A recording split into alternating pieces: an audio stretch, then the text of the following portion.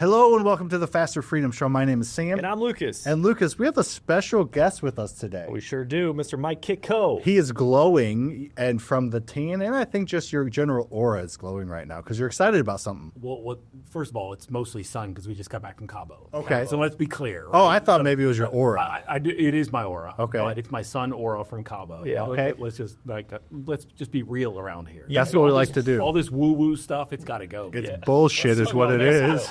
Yeah. No, but I'm excited to jam, and I think we're going to talk about something that's really cool, near and dear to my heart. Yeah. My new book coming out. Yeah, I think we'll hit that. Maybe. Yeah. Inner World, Outer World, but overall, I'm just excited to jam and freaking light some souls on fire today. Yeah, man. Why don't we put it up here so it can be seen more? Boom.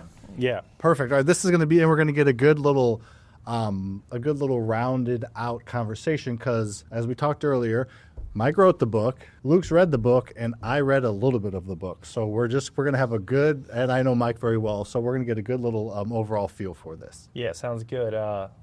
Who is this show sponsored by? This show is sponsored by FasterFreedom Capital. Nice. We actually I've gotten legitimately hundreds of DMs because I put out a story.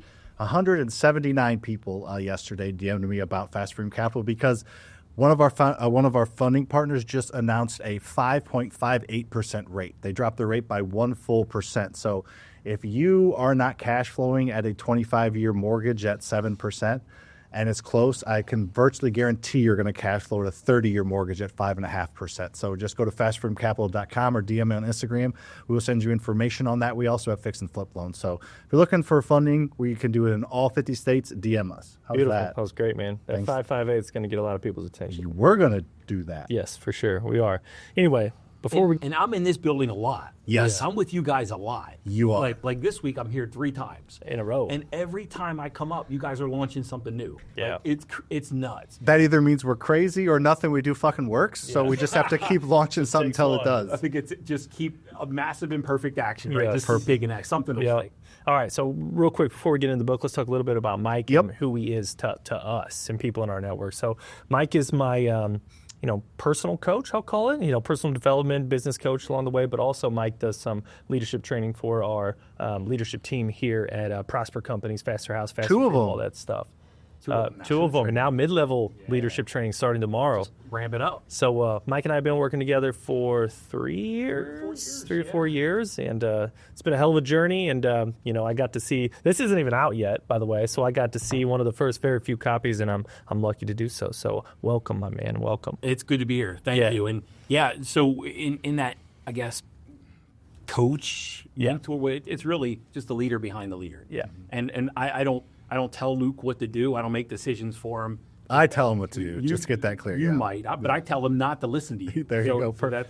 So it's this constant battle I'm dealing with. On each shoulder. Luke feels pulled in 2 different directions. I'm like, fuck Sam. No, but the point being is the most successful people that I know have somebody kind of in their ear just as a source of connecting dots that they might not put together, or I know about Luke's wife and his kids and his vacations, and I know about some of the struggles he has, and I know the wins he has, and you just need a trusted place to go with anything to sort out. And For sure. I operate as a leader behind the leader. Hell yeah, man. I appreciate that. And you've changed my life in a lot of ways. And I wrote about it here in the book. So one of the, what is that called? Testimonials? Yeah. Got one of the testimonials in here. But anyway, Inner World, Outer World. First of all, this isn't your first book, is it, Mike? It's my second book. Well, it's my third, but it's my second hard copy. My second was a digital product. Okay.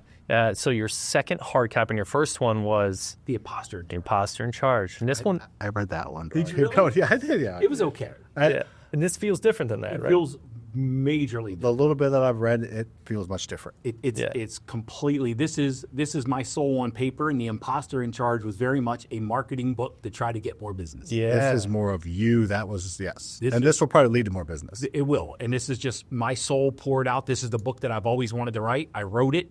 And when I was just sharing with Luke a little bit ago, I go back and I read it and I listen to it and it lights me up. Yeah. Like, this is one of my favorite books, where after I was finished The Imposter in Charge, I never read it ever again, and I never recommended anybody to read it, ever. This, I've already recommended like hundreds of people to read it. giving copies out, send a PDF, and it literally is changing lives. Yeah. When you started your personal journey, almost 10 years ago now, right? Yeah. You read hundreds, if not thousands, of I've read spiritual, personal development type books. And you told me when you got in here today, it's like, I wish I had this book when I was getting started. This would have been top 3, top 5. How cool is that? Somewhere in that.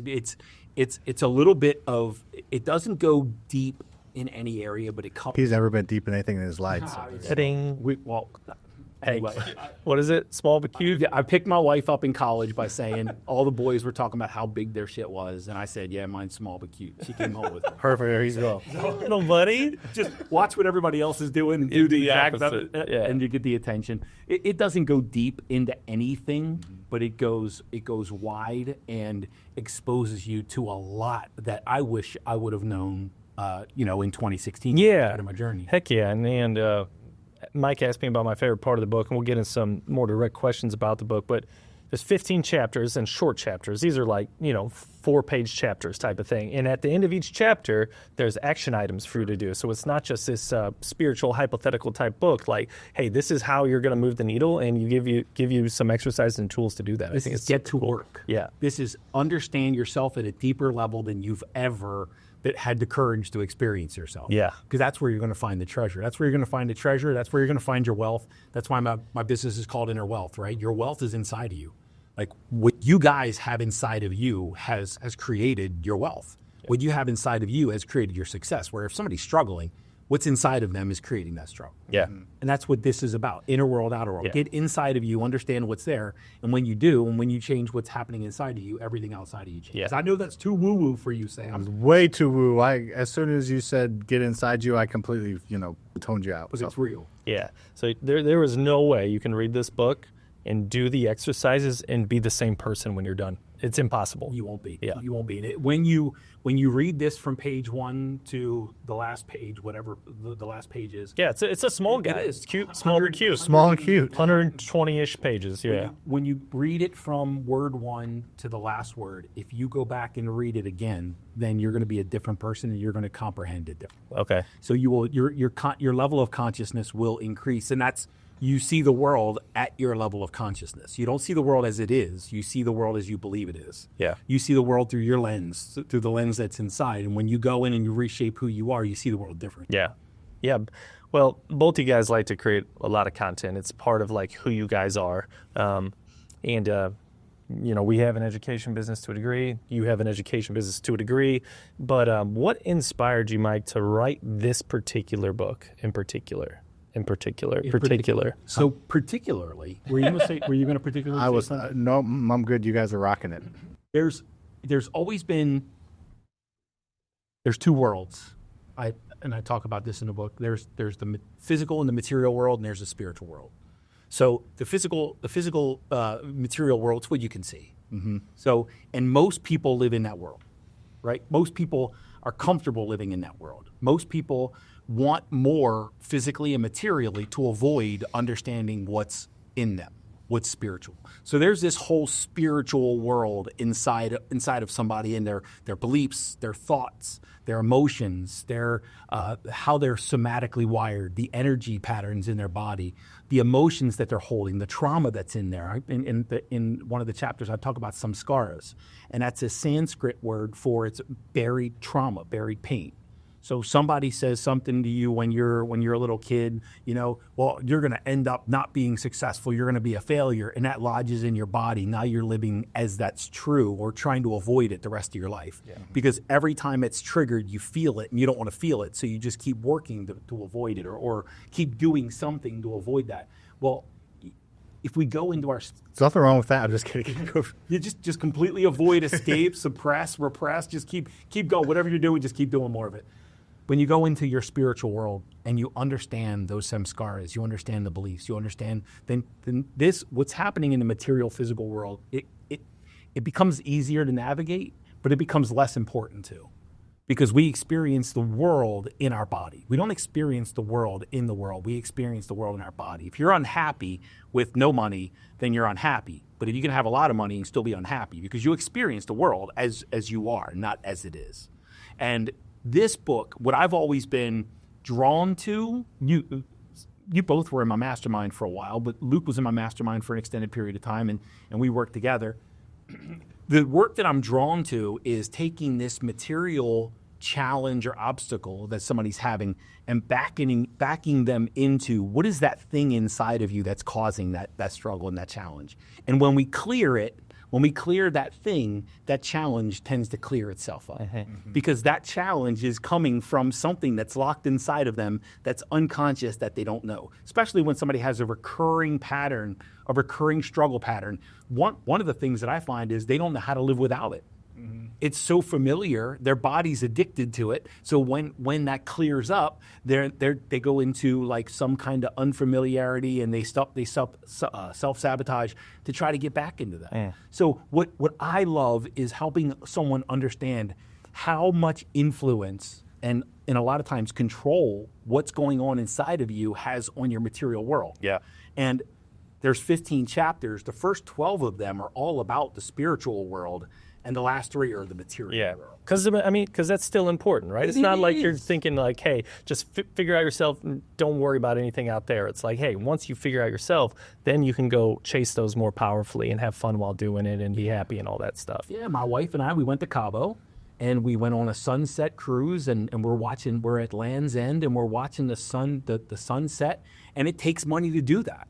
Right? And that's the joy of life. I want to enjoy the material world just as much as the spiritual world, but we enjoy the spiritual world or the material world more when we clear out the clutter that's inside of it. Because and Sam and I have had a lot of discussions about this, about being here, but in your mind, you're somewhere else. Yeah. So I want to be here now. Yeah. And that takes clearing out this shit that's inside of us that's causing us to think about a circumstance that we're trying to avoid or that we're attached to and avoid being here. And this is why a lot of people with, successful people with wives and kids, they can't enjoy dinner with their wives and kids because their mind's on their business. Yeah. Because they're trying to avoid something or they're attached to something. That's one of the things I think Scotty Scheffler's got figured out. He was talking about, hey, when I'm playing golf, I'm playing golf. When I'm with my family, I'm with my family. If I'm thinking about either of those things while I'm doing one or the other, then I'm not very good at it. I sabotage quality time with my family, or I play a bad round of golf because I'm thinking about something else. So the being present, here now. Yes, is here now. Okay. So throughout the book, you explore the connection between the inner world and the outer world.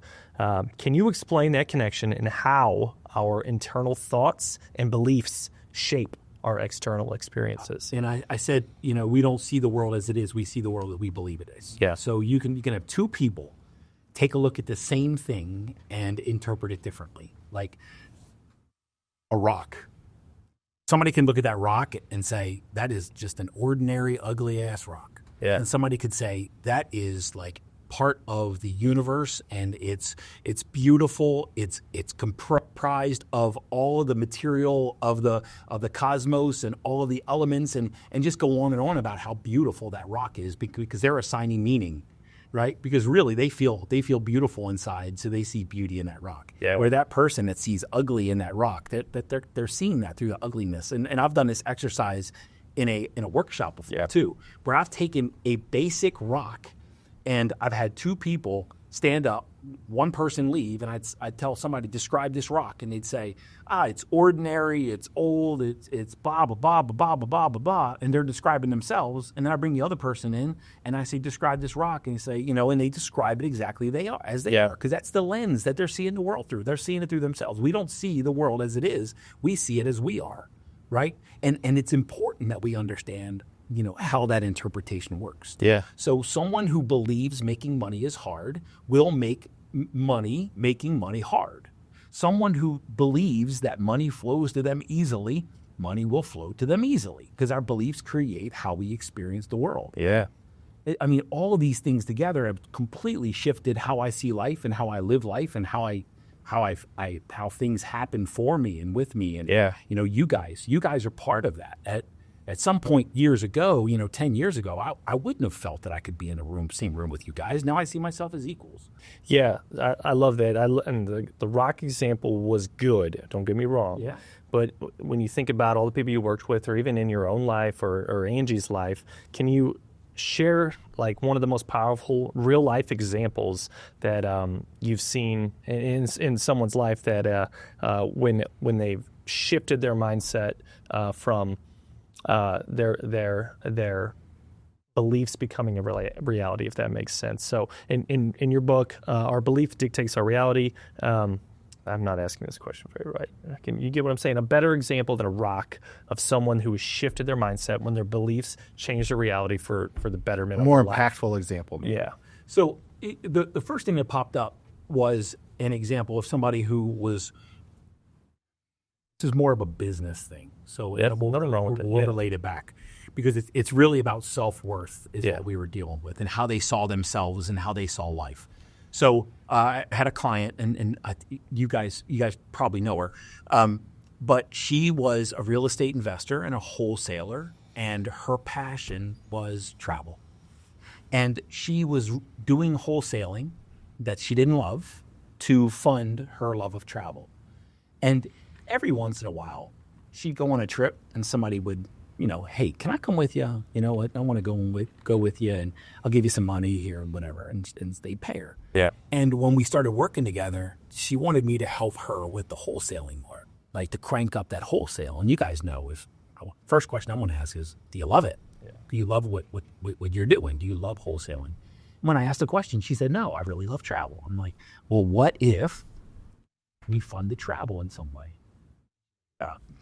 Beliefs. I'm not good enough. I'm not qualified. I'm not talented. People won't like me, blah, blah, blah, all these things that she threw up. And as we started working through all those beliefs, as she let those beliefs go and she started to see herself differently, as she elevated the level of significance that she had in her own mind and in her own body, as I sat there and she saw me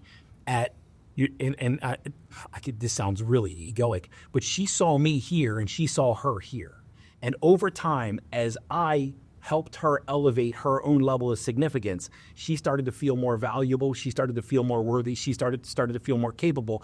As her self-concept changed, then her ability to go out and say, hey, I'm launching a trip to XYZ, who wants to go? And as soon as she started, like on a wide scale, launching that from a place of significance is, I am significant and I have something valuable to offer the world.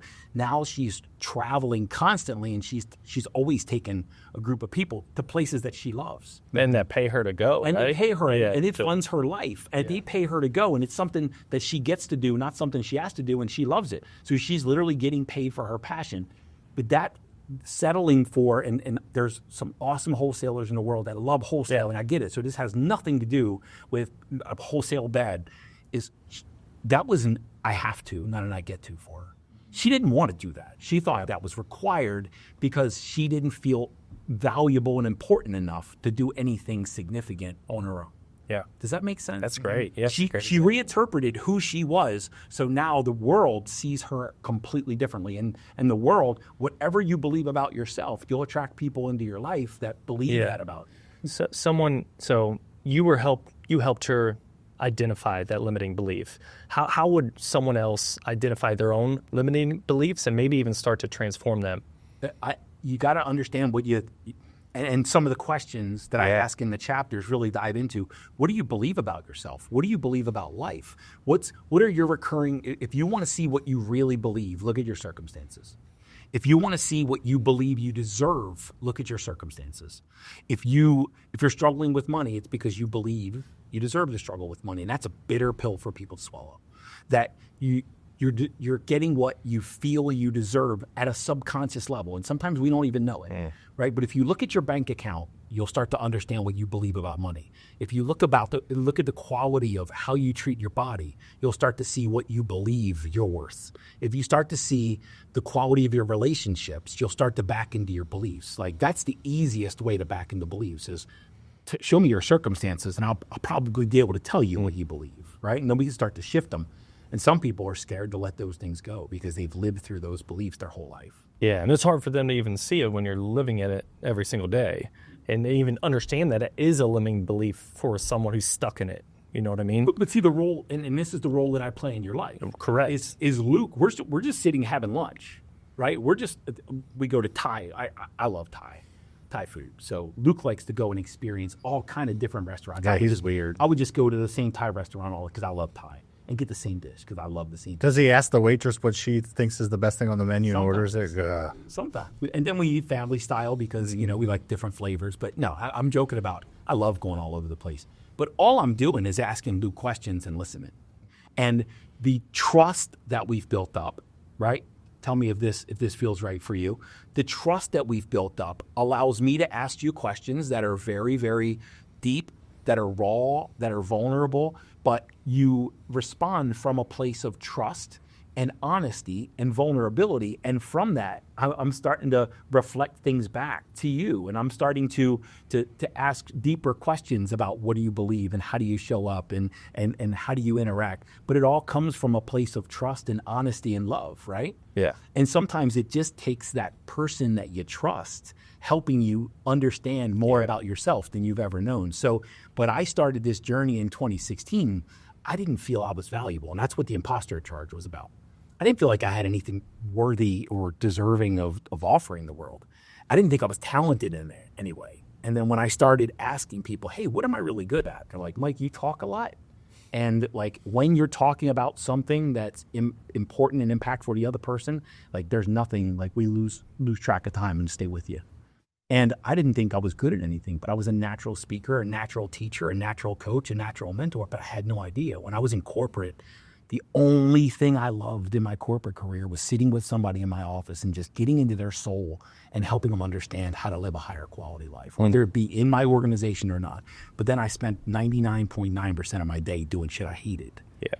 But when I realized how good I was at that, I went all in on it. Yeah. But if I didn't have somebody that I trusted, that knew me, that could tell me and have me actually believe what they're telling me, then I would have lived in that illusion that I'm not talented. Yeah, it's huge help, obviously. Not everybody has that, so right? That person that they trust to be able to recognize those patterns or those circumstances that maybe aren't perfect. So what you're saying is, like, to recognize limiting beliefs, any circumstance in your life that you're not happy with, there was probably some sort of limiting belief associated with that circumstance. Back into it, back into the belief, back into the understanding of your beliefs create your reality. Your beliefs create your outcomes, right? Nothing is random or chance. It's happening because of you, not to you. Yeah. And that's, again, these are hard, bitter pills to swallow, but things are happening. Nothing happens to you. And you'll see it where somebody, I like to use the easy example. Somebody goes from shitty relationship to shitty relationship to shitty relationship to shitty relationship and say, wow, there's no good men/women out there. Yeah. There's only one common denominator. And that's the person attracting all the shitty people. Yeah. Right? So it's that there's something in there that's bringing all of that to somebody's life. Yeah, right? attracting all that. Yeah. And here's a great professional one. Have you guys ever gone to a conference? Sam, you are allowed to talk. Oh my God. Okay. Cool. I just want to make sure you understand. You don't need permission. So have you guys ever gone to a training seminar or training session where everyone's given the same exact guidance, the same exact tactics, the same exact strategy? Somebody uses them and gets great results. Somebody uses them and gets no results. And somebody doesn't use them at all. Yeah, all the time. Yeah, all the time. There's only one thing different about each of those. They're different people. Yeah. They've got the same strategies and tactics. It's not the strategies and tactics. It's the person applying the strategies and tactics. And that's all because of what's happening inside you. Yep. Love it. Switching gears a little bit to mindset, Sam, your favorite thing. Tell us about your journey with mindset, just a little bit, and how you kind of bowled your way through. I've been trying to get Lucas to understand how important mindset is for like 5 years, and he's finally starting to get it. But my take on mindset, I'm still not to the level of Lucas and Mike, which I think is good. But for the longest time, I didn't really believe much in mindset. I thought I was pretty successful not believing in it. I would roll up my sleeves and just outwork you. You can meditate, and I'm going to get the sales kind of a mindset, right? Like you meditate, I'll work. And that worked for a long time, but I think I figured out there are ceilings to that. There's only so far you can go. There's only so many hours in a day. There's only so many things you can say. So once you embrace the fact that there is more to it than just work, there's getting your mind right. There is slowing down so that you can speed up. You can be more impactful in less time if you approach things with a little more thought and tact through slowing down, relaxing, maybe even meditating. I didn't want them to hear me. And doing things like that, it's shown up recently, especially because, not to make this podcast about Lucas and I, but we talk about it. The last 24 months of our business, if you would have told me 2 years ago where we'd be right now, I would have called you a liar and said you were full of shit. We've had a hard 24 months, but I feel like I'm handling it much better than I would have 3-4 years ago because of the mindset and the work. So right now I feel like the mindset and being a little bit more present and working on my inner self has helped me get through these hard times without being a crabby asshole all the time. And I'm excited to see what it'll do when things do kind of pick up a little bit. So I'm on the journey, not quite where these gents are at, but I'm working on it.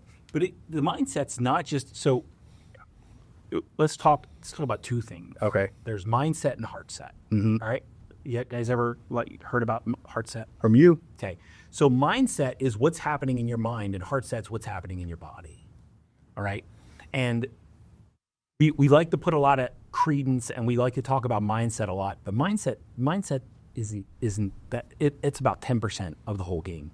And Sam, I talked to you one time. I remember right before we had one of your executive level training, our executive level training sessions, and I said, I figured it out, Sam. I figured it out why you think mindset's bullshit, because in the areas that you're most driven by, you already have a powerful mindset.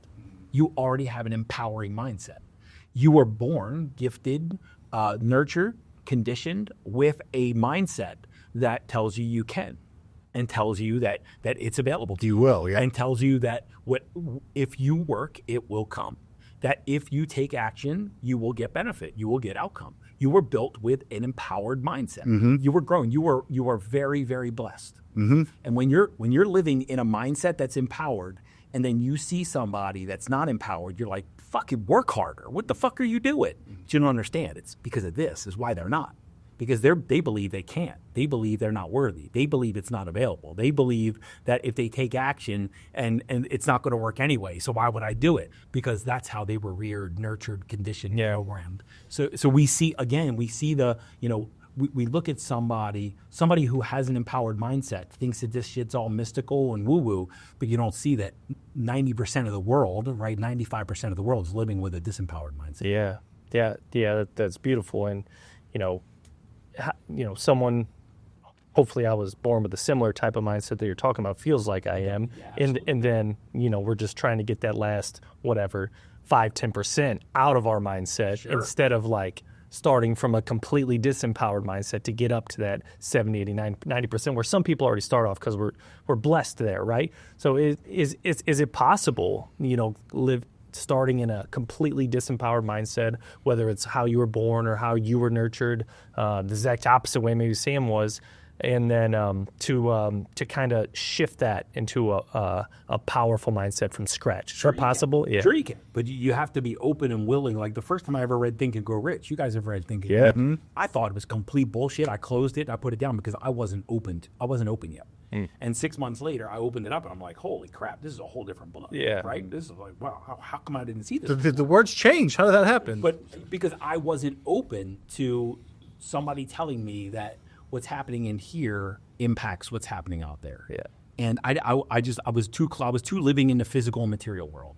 So if somebody identifies, there's been a couple times that I've had somebody on a call or in a workshop or something, and they say, hey, I've got ADD, I've got ADHD, and I'm not saying these things don't exist, but it's for the sake of the exercise. I've got ADD, I've got ADHD, you don't understand, blah, blah, blah. I'm like, hey, there's this great book called You Are the Placebo by Dr. Joe Dispenza. It talks about how your mind can resolve these internal conflicts, these internal states. And, you are the placebo. You can feed your body whatever you want and whatever you're looking for, and it will absorb it, and your body will start to heal. You don't understand. I've got ADHD. I've got ADD. And they're fighting for their diagnosis because they want it. They're identified with it. There's nothing you're going to do to take it away from somebody. If they're already identified as a certain fixed person, then there's nothing you're going to be able to do. Yeah. But if they're growth minded, if they're open, if they're not fixed, if they haven't established this belief that they're one person for the rest of their life, then yeah, you can become anybody you want, right? By believing differently than you do now. Yeah. So it sounds like a lot of this is like a lot of self-discovery and a lot of being real and honest with yourself in your room by yourself, talking to a trusted partner. Like, what are some tactics because the book, I'm sure, again, I haven't read every chapter and seen the end of the exercises, but knowing how to do something and doing it are different. There's no risk in knowing how to flip a house. There's risk in actually flipping a house. There's no risk in, going and trying something new or thinking about it and knowing how to do something. So like the actual, like how to actually do it, because I'm the practical guy here, right? So what are some ways to get to that point where you're going to admit to yourself that you do need help, or that you're not the person you want to be, or that maybe you can get beyond just being a person with ADD? Is it just hitting rock bottom? Is that where it is? Or what are some other ways? Sometimes. This is probably the one that people hate the most when they first start out, is sit with yourself for a long period of time. I hate that sometimes too. That's it. So that's the gold. That's where you find the gold, because then you get to experience what's really happening in your mind and body. Most people are trying to avoid what's happening in their mind and body. You guys see that too, right? You see people that are in constant motion, okay?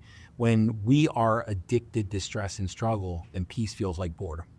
And it's that not wanting to feel something unfamiliar that keeps us in these familiar patterns.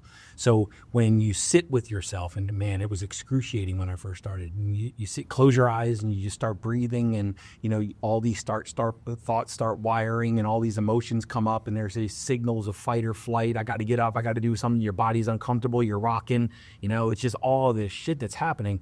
That's kind of why you're doing everything in life, is to try to avoid all those uncomfortable feelings that are and thoughts that are happening, just by sitting still in a safe environment in complete absolute safety, and your body is in fight or flight mode, trying to get up and trying to get it back into action. I think that's the hardest exercise for most people starting out to do. It requires, and there's a chapter about silence and stillness. It becomes your best friend for growth when you practice sitting in silence and stillness, because that's where all the real deep realizations, all the stuff that I teach you, all the stuff in here, all the stuff that I teach in my mastermind, all the stuff that I teach from the stage comes from sitting in silence and stillness.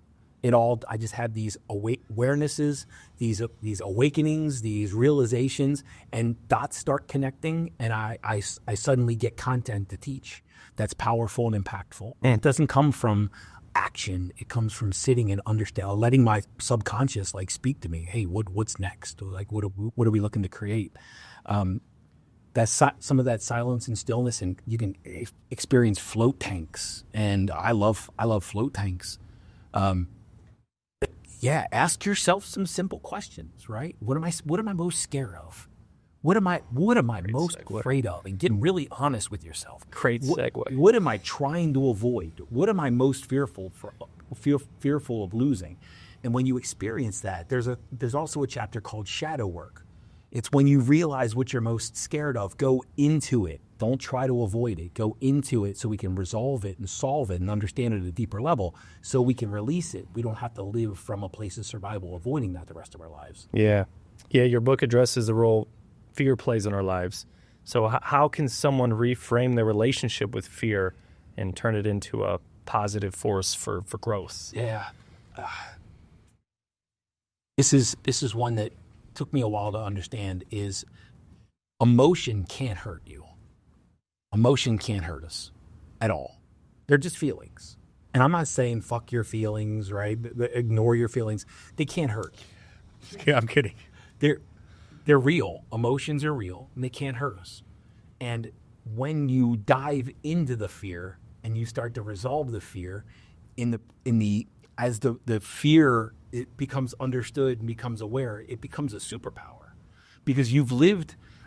When I was in corporate, right, I was accepting bigger roles and bigger leadership positions because I was scared of going broke.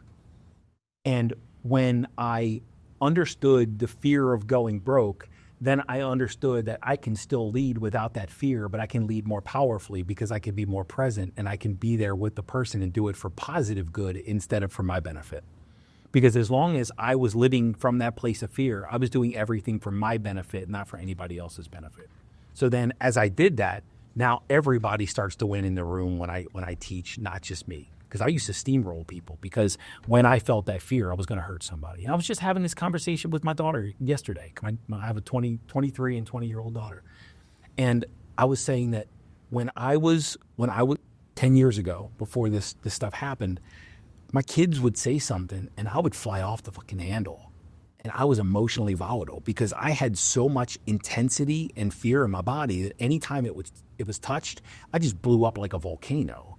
And as I realized that, and as I came to grips and started releasing the fear and started to understand where that fear came from, now whenever I feel the fear, I understand it's just a signal inside of me that's trying to get my attention, and I can resolve that without blowing up off the handle. And the greatest example is emotion. Like, you know how we like to say, you made me mad? Well, but it can make you anything, right? You got an orange.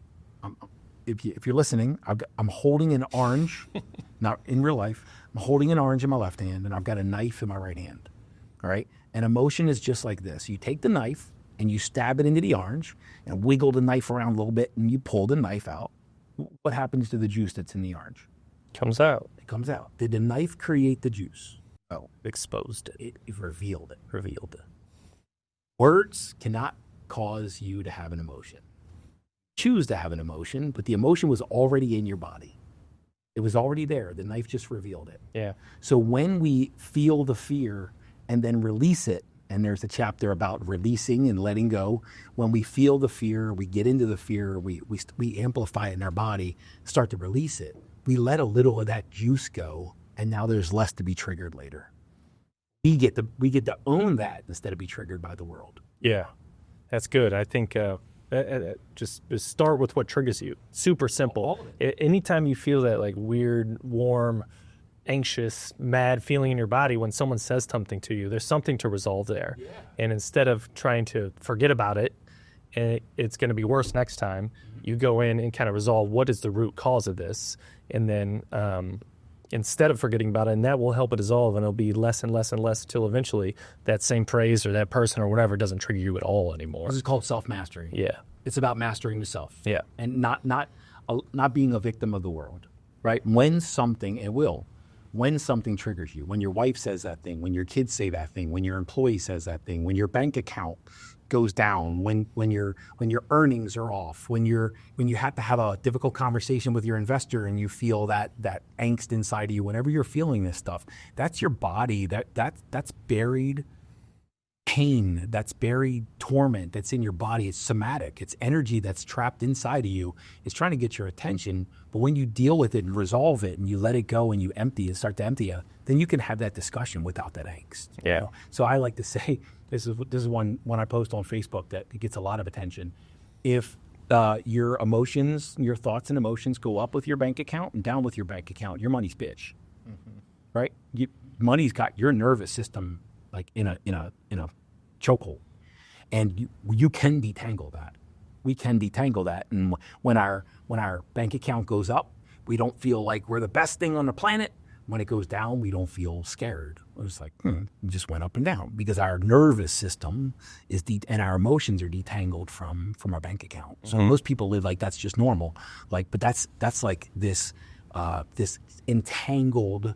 You know, your physical world and your spiritual world are entangled, and we can go in there and separate them. So we manage our body different than our business, and we're not managing our business to resolve some conflict in our body. Yeah. Getting back to like the material world and like your inner world, and I have heard from you that a lot of people come to you when they want more of something on the external world, which is fine. Which is fine. It's great. Amazing, right? And but which is a great way to get them in, right? Yeah, I could help you with that, but not in the way that you think I'm going to help you with that. I'm going to help you, but we're gonna take this from the back. We're going to backdoor this thing. We're going to start with the foundation, right? And I see like we talk about like really, really wealthy people being, let's just talk about only the material stuff right now. We talk about there's wealthy and rich people that are there's some assholes out there and probably are fucked up inside, but they just drive to create this ridiculous external world, right? And then there's someone who does it I'll call it the right way, for lack of a better word, starting with the foundation and doing it out of a place of passion and creativity and real question here to both of you guys. Can that person create as much wealth in external factors as the person that's just an asshole driver? Yes. Okay. And I had a second question to that. I'm going to wrap some lane. Yeah, go ahead. Stuff too. Okay, well, go ahead and wrap. 4 reasons that you would do something in this world. And let's talk about the entrepreneur game and business. There's 4 reasons why you would build your business. Okay? One of them is awesome. Other 3, not so much. Might build a business. Save the good one for last. I will. Okay. The first 3 will build your business. Yeah. But they won't make you feel complete and whole. Right? You'll be just as empty as with the business and with the money as you were without it. Okay? First is insecurity. Fear of loss, fear of being broke, fear of bankruptcy, fear of not having any money. It's just Probably a big one. you're just building something because Like I started a business that way, probably. most people did. We're entrepreneurs, Yeah. right? Most entrepreneurs are battling this financial fear, and that's why we get into entrepreneurial game, because there's no ceiling, right? Yeah. We control our ceiling. But most people are building. I would say most people are building their business and creating wealth and more zeros and more commas from a place of insecurity. It's okay. And I don't want to. I'm not demonizing any of this. We just need to become clear. Wow, I built a whole life on insecurity, just trying to avoid loss. Okay, make sense? Mm-hmm. Number 1, and these are all inwards, by the way, inwards. Inward. Because they're all in. They're all inward. Chris, all right. So these are all internal states. They're not external states. That's the important part. A lot of people building from insecurity. I need more. Why do you need more? I don't know, because I'm scared. I just need more. Just keep going, okay? When you're not happy with 1, when you have 2, you'll need 3. That's insecurity. Number 2, inadequacy. It's got to prove myself. I don't feel valuable. I'm trying to feel valuable. I'm going to level up. I've got to prove to somebody. I've got to prove to myself. I've got to elevate my status. I've got to strive. I've got to be seen.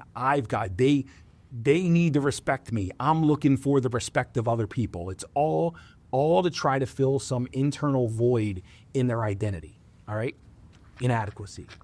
And then the last, let's call it a lower level, is insignificance. And this is the imposter in charge. I felt completely insignificant in this world. I felt completely insignificant. I did everything out of insignificance.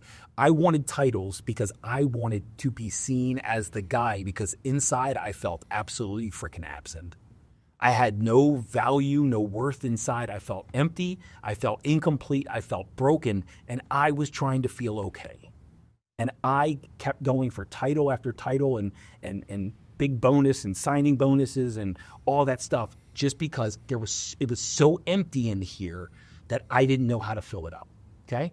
And then when I started my business, I wanted to build this business that everybody around the world would see me, because I was still trying to feel significant in some way. Make sense? Mm-hmm. Insecurity, fear of loss, inadequacy, trying to prove yourself. I'm going to prove you. I'm going to prove to them. I'm going to prove. Not good enough. Trying to prove that I'm good enough.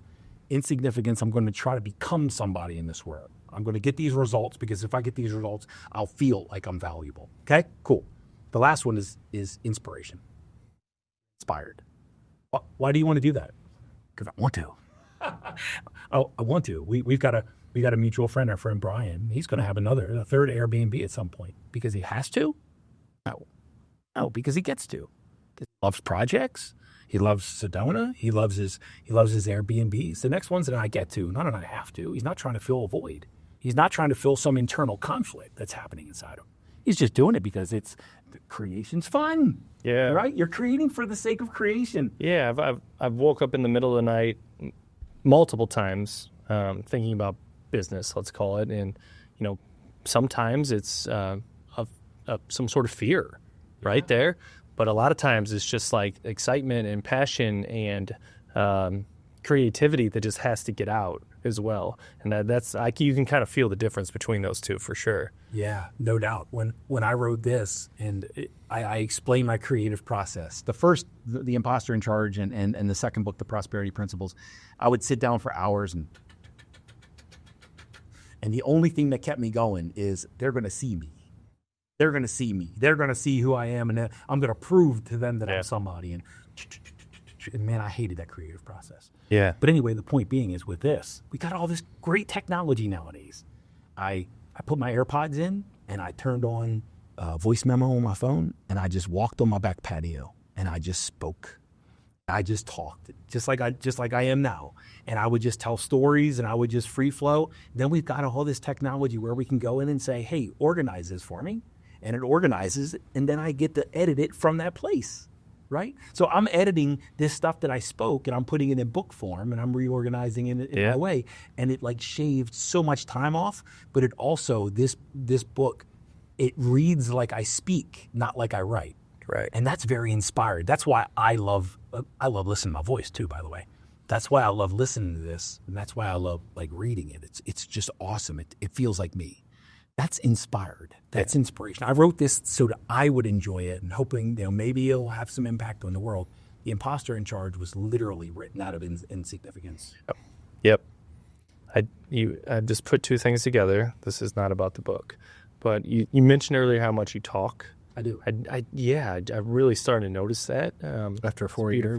And then Angie has is the prologue she has, or what is it called? The section of the book, forward she has.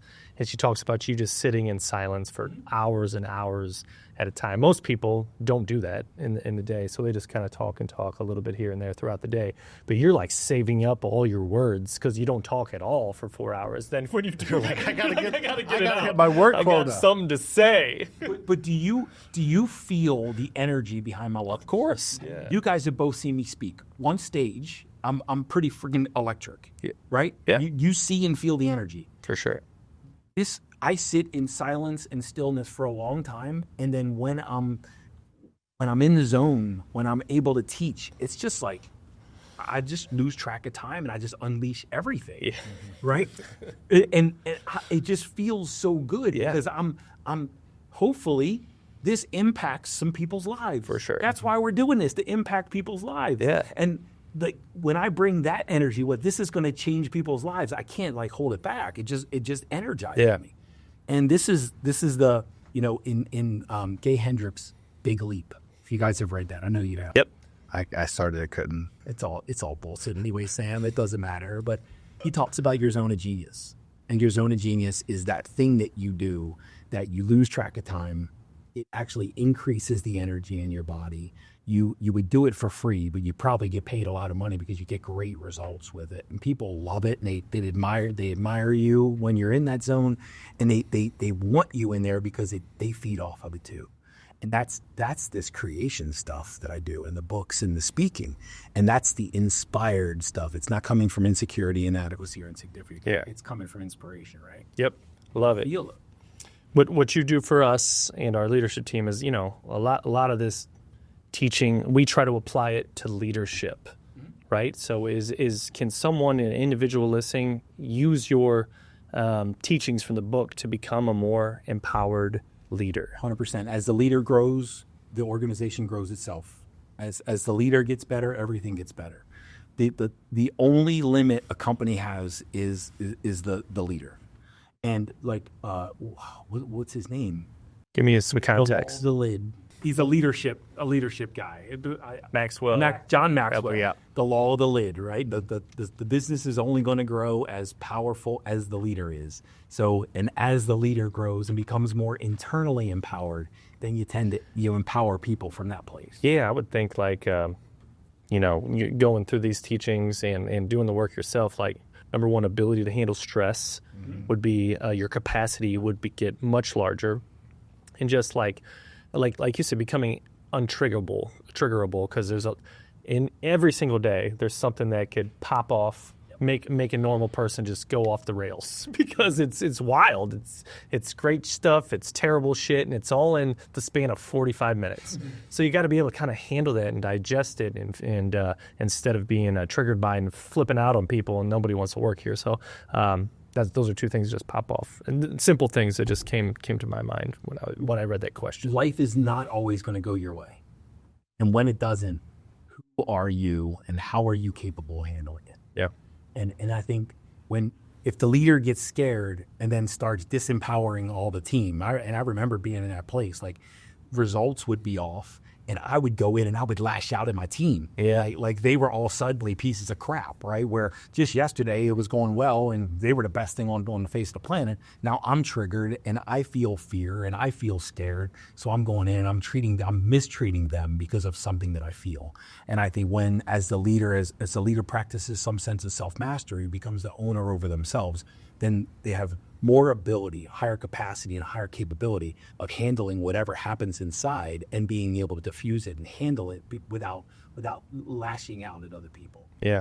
So that I feel like it also helps you see, it leaves you more open to more opportunity to experience life if you're able to get past that moment of like for a perfect example, this morning, my wife's car wouldn't start. She was going to work today for the first day to set up her classroom. Her car didn't start. I was supposed to take the girls to my parents, and her car would start, so everyone's freaking out, and everyone's, we have to go to my car and take her somewhere else to get a different car and do all these things. But after everybody got settled down, we were driving. My youngest daughter, Eliza, said, "There's a rainbow."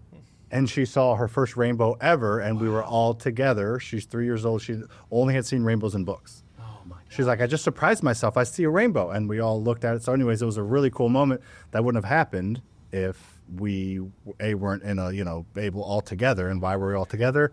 Because her car wouldn't start this morning. And sometimes kids can teach us something. Oh, yeah, for sure. And maybe you and Courtney were still a little pissed off and thinking about all the day, and then she kind of just shifted your focus to what's here right now is beautiful. Mm-hmm. Let's stop thinking about the past. Mm-hmm. It was pretty. Yeah. There's beauty somewhere. Just find it. Yeah, that's my point. And if you're able to at least be somewhat open-minded, maybe we were still a little peeved. I don't think I was too bad, but like if we were super, we wouldn't have worried about it. We just kept going, or not even asked, or just been yelling at somebody, or nobody would have noticed the rainbow. So it was kind of fun. Shut up, Liza. Yeah, shut up. It's not a rainbow.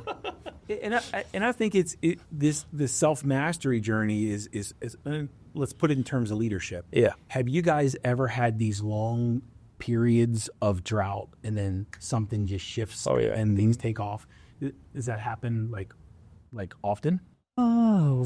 Does it happen occasionally? Occasionally. It has happened. You've seen it multiple times. Mm-hmm. Yeah. Okay?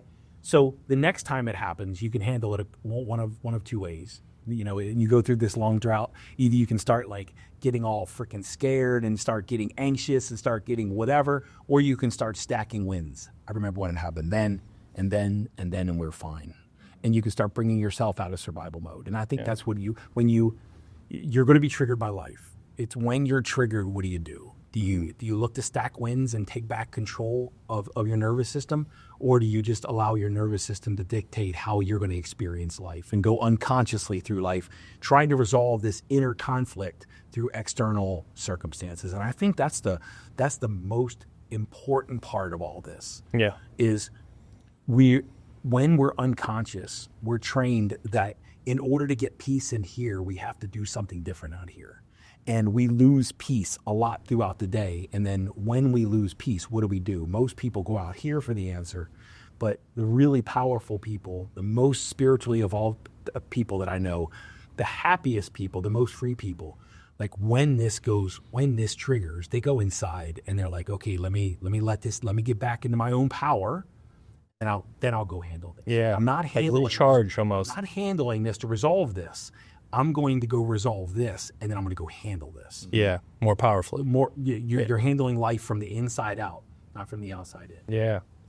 So there's probably some skepticism around this whole concept. By the way, by our listeners, still some slight skepticisms here. What would you say to encourage them to just give this whole philosophy and your book a try. Yeah. So how many times have you set a goal and you thought you'd arrive at the goal and be different, and then you get to the goal and you're the same exact fucking person, and you just move the needle, you just move the goal, and now I'll be better when I get to that place? How many times have you done that? We've already accomplished things that we said would make us happy. And here you are, right? Like Angie and I, my wife, we were miserable in Maryland, Oregon, and we were miserable. Other move, we moved to St. Louis, and we were miserable. Wherever you go, there you are. And your circumstances don't rearrange what's happening in your body.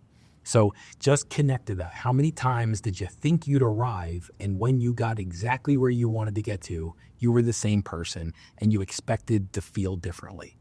And what this work encourages you to do is feel differently and go at it with that feeling of completeness and peace instead of to try to solve that internal conflict. And I, very simply, manage your body separate from your business. Don't set goals that you think is going to resolve some internal conflict. Let's resolve the internal conflict separately, and then let's set those goals for the fun of it. Let's go have a blast getting those goals, but it'll be easier and it'll be more peaceful because it's no longer about solving something that's happening inside of you. Yeah. We'll resolve the nervous system stuff that's got you in a stranglehold, in a chokehold, and then we'll have fun in the world instead of treating it like it's freaking like a battle. Yeah. I love it, man. That's good. So I think that's your last one. My last one is what is I like how Lucas's questions are like 4 minutes long. Mine are like, what's your favorite chapter and why? Ooh, I asked Luke what his favorite chapter is. Tell me what yours is. So I've written one book, but like you got to have a favorite chapter. You like, either I killed that one, or I think that one's going to be the most impactful, or that one moved me as I wrote it. And maybe you don't have one, or just a couple like things. Yeah, he asked me that question too right before we got down here, and I could not answer that. I answered my favorite thing about the book. You're welcome. Chapter. That's a great question. Yeah. I'm a good question asker. You got it. What's first one that comes to your mind, Mike? Tells you there's a lot of good chapters, is what he's saying. Can I answer this differently? Sure. Okay. Are you okay with that? Yeah, let's do it. The one that I feel is most marketable. Okay. The creation process. Okay. Okay. They come for the money. Yep. Everybody buys the money. Yep. And it's actually chapter 14. I put it at the end on. Is that clarity, certainty, commitment? Yeah. Like clarity in your vision. Yep. Right. You can have anything you want in this world. It's a 3-step process. Clarity of vision, certainty of heart. When your mind and your heart are pointed in the same direction, when your mind shows you what you want, and your heart saying, yes, it's already ours. It's a done deal. And you guys know what that feels like. This isn't an if, it's a when. Mm-hmm. And then commitment to receive. I'm not going to stop until it shows up. Right? Very simple process. The creation process is most marketable, and I build workshops around that. I've got one on August 22nd and 23rd where I teach the creation process.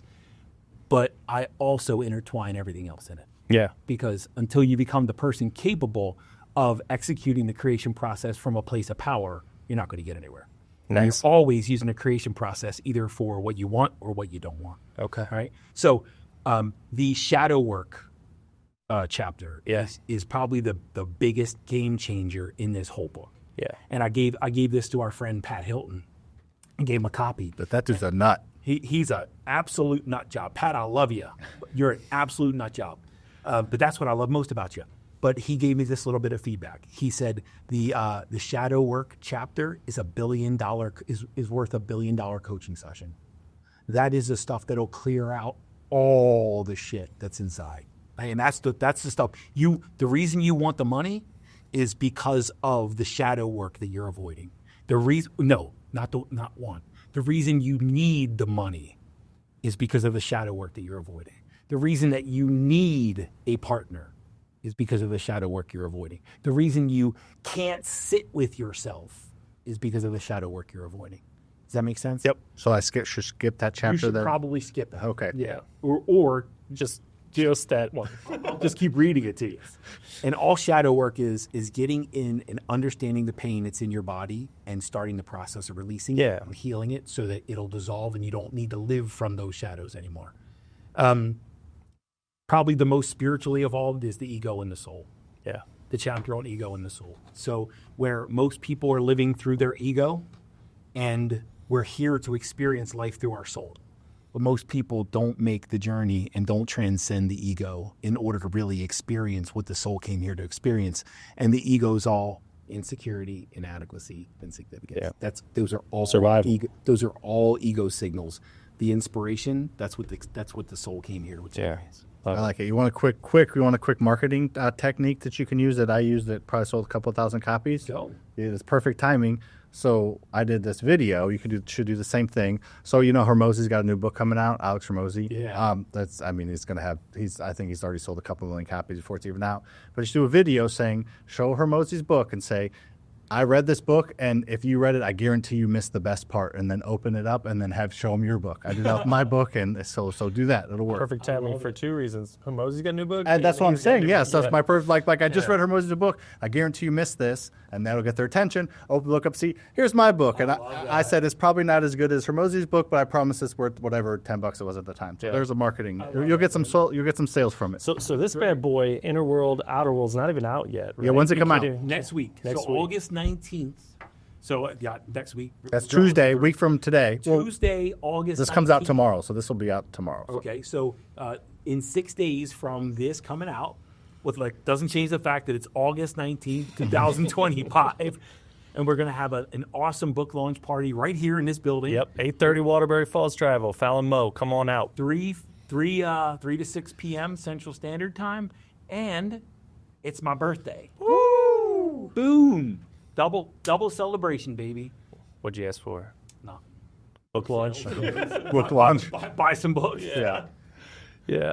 So anybody can come to that book launch, right? And we'll have couple speakers. You'll talk about the book, maybe do a reading or two. Who knows? I wonder who one of the speakers is. Yeah, I'll be there. I'll be talking a little bit. We'll party get a some of little our bit? team to come down. Yeah, might as well. It is a party. So the book is out at that point, and then can they just go on Amazon and buy it, or how does that work? Amazon. Okay. Amazon. It'll be in any of the bookstores. Okay. But Amazon's the easiest way to get it. Yeah. One click and just buy 100 of it. And right after the book launch, or the weekend after the book launch, you have one of your workshops. Is that correct? Choose Your Destiny Live Intensive. Yeah. It's a very small, 30-ish people, very intimate container where I teach the creation process. That's the foundation, but we weave in a lot of the personal empowerment stuff in there as well, right? Nice. So you still got some seats open for that? We still have about 10 seats. 10 seats We left. will go too. Yep, no doubt. By the book launch, they'll probably go. So They'll go at the book launch. we'll put that description for that event in the show notes. Yep. Awesome. And And then I think the biggest way you could help Mike besides buying a handful of copies is making sure to rate and review the book on Amazon. That would help with the seller, and that helps get it show up in more places. So rate and review it is huge. Well, thank you for that. And look, I did. I love living authentically, and I love not playing games. So there was no bestseller campaign. There were no pre-sales. There's no inflated sales numbers. It's just an authentic book with an authentic launch. yeah. And I just want it in the right people's hands. All right. Now, what I did, no guilt, no shame. What I did is when your book came out, I bought a handful of copies and I took them to my workshop and I handed them out to people that I knew would get value out of what you did. So that's how I'd love to get this book into the right people's hands, is read it, connect with it. And in there, you'll see who really needs this book. You might want to gift them a copy. Yeah. I love that. We'll do the same thing. Mm-hmm. Yep. Outside of the book launch, outside of the workshop, people just want to get to know a little more about you. Where can they connect with you? InnerWealthGlobal.com. Okay. So, and on InnerWealthGlobal.com is all the details about our mastermind, the Inner Wealth Mastermind, and the business is Inner Wealth Global. Okay. Yeah. The Inner Wealth Mastermind, the Inner Wealth community, our events. There's some testimonials. There's a testimonial from you up there, but there's also some free products and some things to connect with. Yeah. And I love public speaking. So there's a speaker page up there. We're always looking for great empowerment speaking engagements. So we're looking to come out and share this message or share a message with your audience. And Mike Kitko on Facebook. Yep. Mike Kitko on TikTok. Yes. And then Never think Mike about it. Kitko on Instagram. I didn't know if it was Inner Wealth or something. No, it's Mike Kitko on those 3 platforms. Okay. I'm trying to remember. Yeah. Yeah, it is. Okay. Inner Wealth Global has a Facebook page too, but So, And you have a podcast, right? and Sam, guess what it's named? Yours was really sincere. I know. I'm filling the gaps you guys are leaving out. If there's the Inner Wealth Mastermind and the Inner Wealth Community, guess what the podcast is called? Mike Kitko podcast. It used to be called The Low Profit Play. I don't know where I came up. Sounds like a book. Doesn't make Sounds like Inner Wealth. sounds like a romantic comedy. It doesn't make any Yeah. sense. That's when I was trying to be like cheeky and shit. Yeah. Come up with all this creative Inner Wealth podcast. Inner Wealth podcast. I just wanted to make sure they knew I was kidding. They probably did, but Well, all right, my man. This was fun. Thanks for fun. jamming with us. Thanks for having me on, man. yeah, for sure. Excited to get Number launched. 2? I like it. Yeah. I will. I will 100% read it, and I'll text you after I finish it. How about that? Awesome. Not before. And I'll 50-50 chance I read the shadow chapter. I'll read it to you. I'll come and I'll audio record it, and I'll put it in your ear. That's a good idea. Thanks for having me here. Thanks for these guys. So without Faster House, Mike Kitko wouldn't have the traction that I have. And I totally acknowledge that. Faster House has been, and Faster Freedom, but primarily Faster House, I started with Faster House, has been critical in our ability to get our message out in the world. So I want to thank you guys. Of course, man. Right? So I love that you see me, and that's why I love supporting you guys, and that's why I love, sharing you with the world as well. Yeah. Awesome. I'm gonna accept that compliment and move on. Receive it. See. Yep. You're proud of me. I am. It's already working. All right. Appreciate it. Make sure to like, rate, review, subscribe, all the things. This will be out on YouTube and on the podcast And I've got a platform. YouTube channel. And go ahead. Mike Kitko. Mike Kitko YouTube. Kitko / Inner Wealth. There you go. Perfect. Look them up. It'll pop up. See you on the next one.